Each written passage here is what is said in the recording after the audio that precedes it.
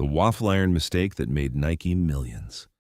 In 1970, a track coach walked into his kitchen and destroyed his wife's waffle iron. He poured hot rubber straight into the metal grid. Smoke filled the room. The waffle iron was ruined forever. But the rubber inside had taken on a strange new shape, a grid of tiny square nubs. He held it up to the light and started laughing. He had no idea he was holding the sole of a shoe that would help build a billion-dollar company. I'm Teddy, and that man was Bill Bowerman. Today we're going back to a kitchen in Oregon, a $50 handshake deal, and a mistake with a waffle iron that changed sports forever. This is how Nike really began. And trust me, the story is stranger than you think. Let's rewind a little further, back to 1962. Picture a 24-year-old accountant named Phil Knight. He wasn't rich, he wasn't famous, he didn't even like selling things, but he loved running, and he had a theory. Japanese cameras had already beaten German cameras on price and quality. Why couldn't Japanese running shoes do the same thing to the German shoe giants? At the time, two companies controlled almost every running shoe on earth, Adidas and Puma, both born from the same feuding German family. Phil had an idea to import cheap, high-quality shoes from Japan and undercut them completely. But an idea is worthless without someone the world believes. So he went to the one person who could make people listen. His old college track coach at the University of Oregon, Bill Bowerman. Bowerman was legendary.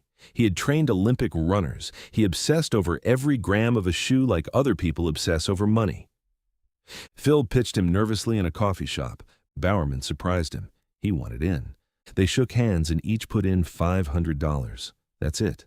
No contract, no board of directors, just a handshake and a shared obsession with a sport nobody wanted to fund. They called the company Blue Ribbon Sports. Not Nike, not yet. Their first shoes came from a Japanese manufacturer called Onitsuka Tiger. Phil would order them, unload boxes from his car trunk at track meets, and sell them straight out of the back of a station wagon. He wasn't building a brand, he was hustling. Can you imagine your future empire fitting inside a car trunk? For years, that's exactly what it was. Phil kept his day job as an accountant, because Blue Ribbon Sports barely made enough to survive. Some months, he wasn't sure if he'd made any profit at all. Banks didn't believe in him. One loan officer looked at his tiny import business and basically laughed him out of the room. No collateral, no real inventory, just boxes of shoes nobody had heard of. Rejection became routine. But rejection wasn't the worst part. The worst part came from the very partner they trusted, Onitsuka Tiger itself. By the early 1970s, whispers reached Phil that Onitsuka was quietly looking for a new American distributor, one that wasn't Blue Ribbon Sports. Their entire business was about to be pulled out from under them by the company supplying their only product. What do you do when the ground beneath your business disappears overnight? You stop depending on someone else's shoes. You make your own. This is where Bowerman's obsession turned dangerous, at least for the kitchen appliances. Bowerman believed traction was everything. Regular rubber soles were flat and heavy. Runners needed grip without extra weight. One morning, staring at his wife's waffle iron, he had a strange thought. What if he poured liquid rubber directly into the iron's grid? He tried it. The iron was destroyed.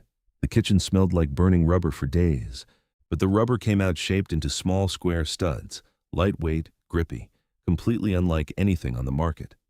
He'd accidentally invented what the world would later call the waffle sole. It sounds almost too simple to be real, doesn't it? A children's breakfast appliance quietly redesigning athletic footwear. But that waffle-shaped tread became the foundation of one of Nike's most iconic shoes, the Waffle Trainer, released in 1974. Meanwhile, the company still needed a real name and a real identity, something bigger than Blue Ribbon Sports. A young employee named Jeff Johnson, their very first full-time employee, proposed a name that came to him in a dream: Nike, the Greek goddess of victory. Phil wasn't fully convinced. Time was running out to print the new shoeboxes, though, so he approved it anyway. Around the same time, they needed a logo. A graphic design student named Carolyn Davidson designed a simple curved swoosh for just $35. Phil's reaction when he first saw it: he said, "I don't love it, but it'll grow on me." A $35 logo, a dream-inspired name, a ruined waffle iron. None of it looked like the beginning of a global empire. It looked like chaos held together by stubbornness, but stubbornness was the entire strategy. While Adidas and Puma focused on tradition and heritage, Nike focused on innovation and attitude. They signed unconventional athletes. They took risks bigger brands wouldn't touch. They bet on a young, brash tennis player named John McEnroe when others avoided his temper. They bet on track athletes with rebellious personalities instead of clean-cut mascots. Every choice said the same thing. We are not the establishment. We are the challengers. By the late 1970s, Nike had grown from a car trunk operation into a real competitor. By the 1980s, it wasn't just competing with the giants, it was becoming one.